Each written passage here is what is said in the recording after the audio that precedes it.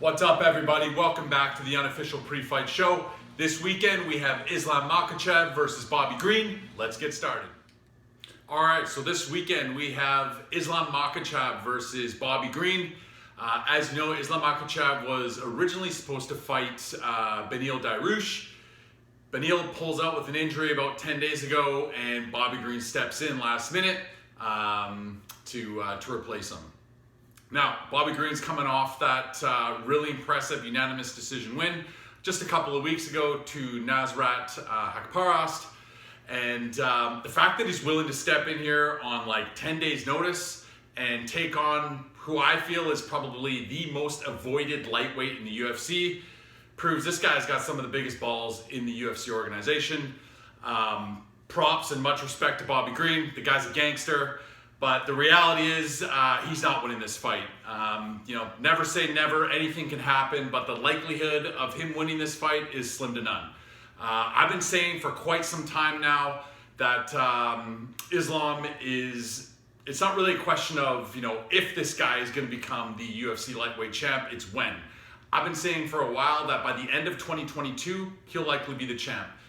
We have Gaethje and Oliveira fighting in May. He'll likely take on the winner of that if he gets past Bobby Green. And I see Islam beating either of those guys. So, mad props, much respect to Bobby Green. But there's levels to the game of MMA. And Islam Makhachev is just on a different level. So we're going with Islam on this one, but should be fun nonetheless.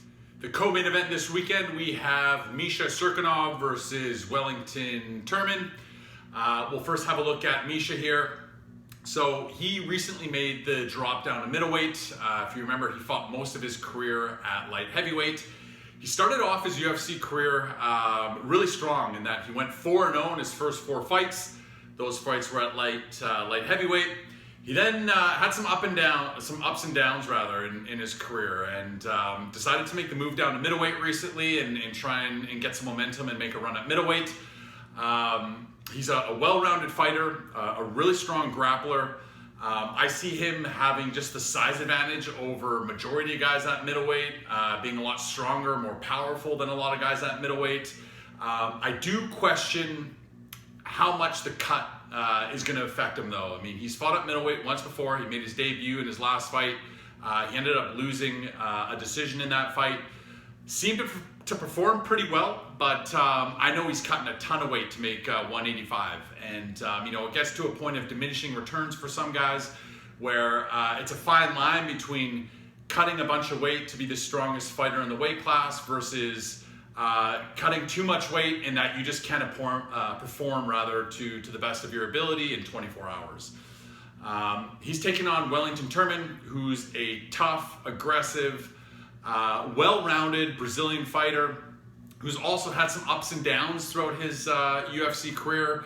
He's looking to get on a bit of a roll here. He's coming off a split decision win against Sam Alvey. And this should be an interesting fight. We are going to go with Misha on this one. I think that his strength, power is going to overwhelm Wellington Turman and just be a little bit too much for him. I also see him being a superior grappler, and if he can get the fight to the ground, can definitely have some success there. The one area that I do see Turman potentially having some success is on the feet. Misha does have a bit of a suspect chin in that he has been knocked out a couple times in his UFC career. Granted, he's getting knocked out by light heavyweights. Generally speaking, middleweights aren't going to have the kind of power that light heavyweights are going to carry. So I see his chin maybe holding up at middleweight a little bit more effectively than it did at light heavyweight. But could still get clipped. So there's always that risk, but we are going to go with Misha on this one. I think he's just a much more stronger fighter, bigger fighter, much better grappling, and I see him getting the win here. Next fight we have on the card is Armin Tsarukyan, which I hope I'm pronouncing that right, versus Joel Alvarez. I gotta say, out of all fights on the card, this is by far the one I'm looking forward to most. I think both of these lightweights will be top 10 ranked fighters at some point in their career. Both have a ton of potential. We'll first have a look at Alvarez. I've been really impressed with this guy ever since his UFC debut. He's on a 4-fight win streak. He's a tall, lanky fighter for lightweight. He's 6'1" with I think he's got a 77-inch reach. And out of all of his 19 wins, or rather, all of his 19 wins are within the distance. So I can't remember off the top of my head of any MMA fighter, pro MMA fighter that is, that's had 19 finishes in their first 19 wins within their career. This guy's really something special. Going up against Arman, who, again, is an absolute beast. This guy I've also been really impressed with. His only loss in the UFC is to Islam Makhachev, the guy that I'm predicting is going to be the lightweight champ by the end of the year, who just happens to be fighting in the main event as well. Arman's a really well-rounded fighter. He's got incredible grappling, decent striking as well.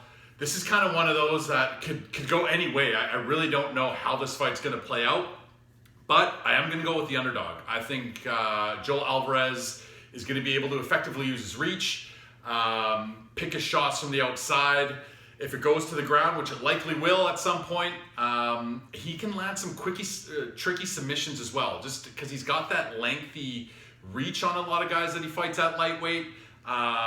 His chokes, and he's really tricky on the ground as well. So I think he's going to be able to get it done. But this is one that could go either way. I really don't know how this fight's going to play out. We're going with Joel Alvarez, but this is the fight to watch on the entire card. So make sure you tune into this one. Next fight on the card, we have Gregory Rodriguez versus Armen Petrosyan. Really looking forward to this one as well. Armen Petrosyan is coming off of a KO victory on Dana White's Contender Series last year. Really high-level striker. He got an impressive KO win over an undefeated fighter, and this guy's got world-class striking from what I've seen. His precision. He's very technical with his striking. There's no wasted movement. All of his victories are coming by a TKO or KO. So this guy's got a bright future, and looking forward to seeing him fight here and officially making his UFC debut. All that being said, though, Gregory Rodriguez is a tough task to take on when you're making your UFC debut. I'm not sure how this guy makes middleweight. He's a massive 185-pound fighter. He's well-rounded. He's got power. He's on a bit of a roll here. And this guy's going to be a problem for Armen. I just think it's too much too soon for a guy like Armen to be taking on Gregory Rodriguez. If Rodriguez gets this fight to the ground, it could be a serious problem for Armen as well.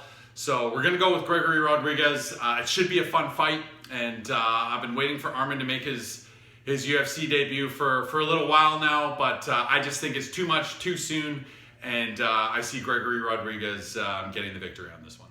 And the last fight we're going to review on today's card is Ignacio Bahamondes versus Zhu Rong. Two accomplished strikers here. I think combined they have about 21 KO or TKO wins in their professional MMA careers. Ignacio, of course, is coming off of that highlight reel spinning hook kick KO last year of Roosevelt Roberts. And Zhu Rong is trying to keep the momentum as he got his first UFC win in September, and he's trying to make it 2 in a row. I see this fight predominantly staying on the feet. But I am going to go with Ignacio on this one. He's got a 4.5 reach advantage. I really like this kid striking. I think he uses that reach effectively and will outstrike Zhu Rong. So we're going to go with Ignacio, but should be a fun fight nonetheless. And that's it, guys. Thanks for tuning in. We're done here. Enjoy the fights this weekend, and we'll see you next week.